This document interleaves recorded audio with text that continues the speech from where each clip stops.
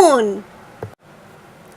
The one-man hide-and-seek, aka the one-man tag, aka Han Salam Tegu, is a ritual for contacting the dead, read Alyssa, stumbling over the Korean words from a big musty old book. The spirits which are wandering restless on the earth are always looking for bodies to possess. Is this the gay little ritual where you summon such a spirit by offering it a doll instead of a human body? Pfft, snorted Ryan. He laid in his bed, nose stuffed into a movie magazine such as Fangoria. Alyssa, his friend, and Alyssa's friend Annie sat on the floor.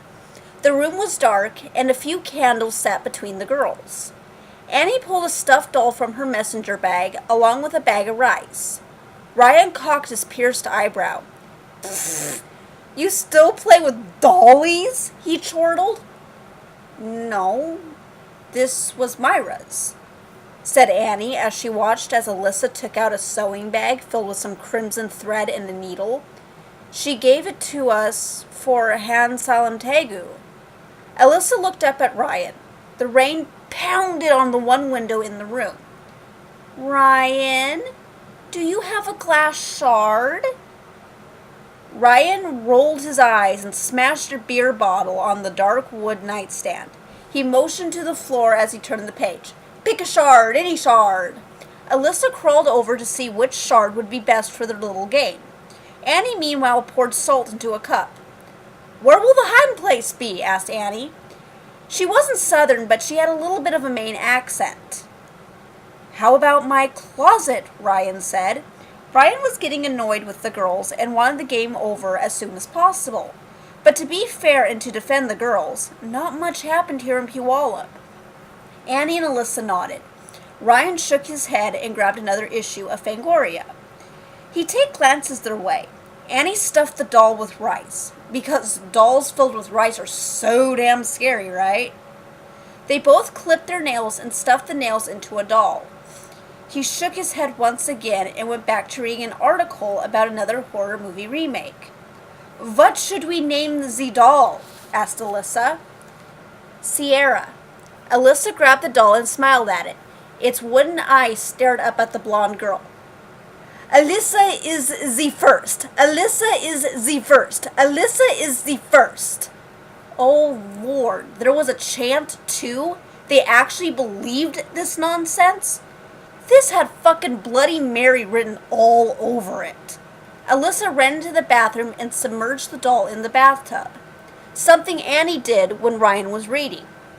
Alyssa ran back into the room, snuffed the candles, and turned on the TV to some kiddie show and closed her eyes. She drew her knees up to her chin, the glass shard held in her hand. They could hear her quietly counting to 10. When Alyssa breathed 10, she ran back into the bathroom. I have found you, see...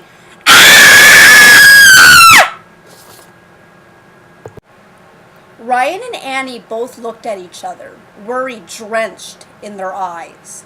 Ryan rolled his eyes after a few moments. Oh my God, she's trying to scare us.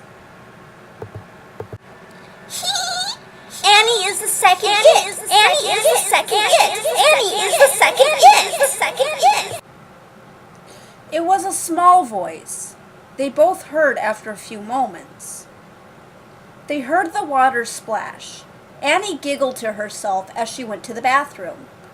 Annie didn't return after some time. Ryan put the magazine down with a huff. It was cute how the two of them thought they'd scare Ryan. He opened the bathroom door. No Alyssa, no Annie. A few bubbles arose in the tub.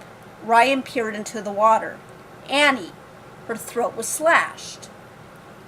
Alyssa, has Alan been teaching you how to do horror movie wounds? He called out. No answer. Can you teach me? Still no answer. He smiled down at Annie. Better not stay under too long. You'll drown. And he left the bathroom. He went into the living room. No sign of Alyssa. Though no lights were on still. He got a glass of water from the kitchen. He started to head back to his room when he felt a hot pain race across his Achilles heel. Ryan fell forward and the lights flickered on. He was face to face with Alyssa's lifeless body. Ryan screamed as he turned over and saw Sierra racing towards him, the glass shard raised high, ready to stab. I'm coming to get you, Ryan! I